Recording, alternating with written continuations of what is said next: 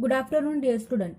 Today we are going to study resolving power of plane diffraction grating. As we know, grating is an instrument which disperses white light into a different wavelengths or different color.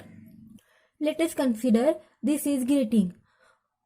On the surface of grating, number of lines are drawn. So, when a white ray of light is incident on grating, then after dispersion,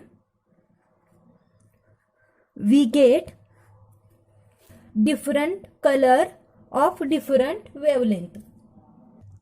This type of phenomenon is happen when white light is passing through this diffraction grating, then we get different color with different wavelength. Let us consider this one. Here two near spectral image which having a wavelength lambda and lambda plus d lambda. Let us consider two any of spectral image. If we consider these two, then they are having wavelength lambda and lambda plus d lambda. This white line is direct line.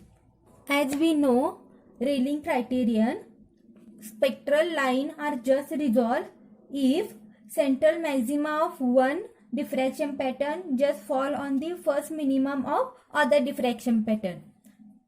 This was we already studied. If diffraction pattern of these two spectral line are overlapping each other and central maximum of one diffraction pattern just fall on first minima of other diffraction pattern, then two spectral lines are just resolved. Then the spectral resolving power of grating spectrograph is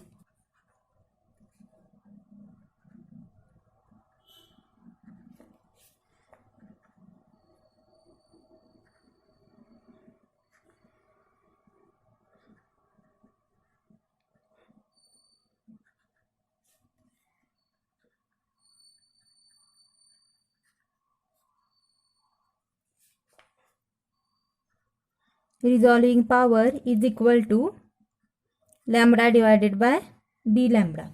Here d lambda is difference in wavelength of these two spectral lines.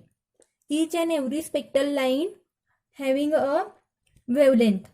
So difference between these two spectral line is d lambda and lambda is a wavelength of this region. Let us consider this is a collimated incident beam which having wavelength lambda and lambda plus d lambda. This is a grating like this. When this incident beam or white light is incident on this grating, which is denoted by G dash, on this grating surface number of lines are drawn which having grating element E is equal to A plus AB. This is a grating element of this grating. After diffraction from this grating, the rays passes through telescope object and form number of spectral lines or number of spectral images, and diffraction pattern of the spectral lines or spectral images we get here, that is P1 and P2, which is in nth order spectrum. These are the direct rays. Angle of diffraction between direct ray and this ray which is having wavelength lambda is theta n.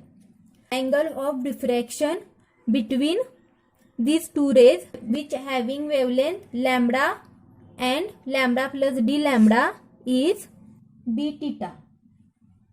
Then angle between direct ray and lambda plus d lambda wavelength is theta n plus d theta.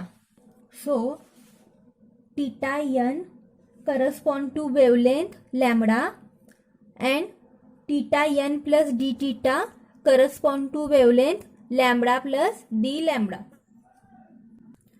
And this diffraction pattern due to lambda and lambda plus d lambda is overlapping each other like this.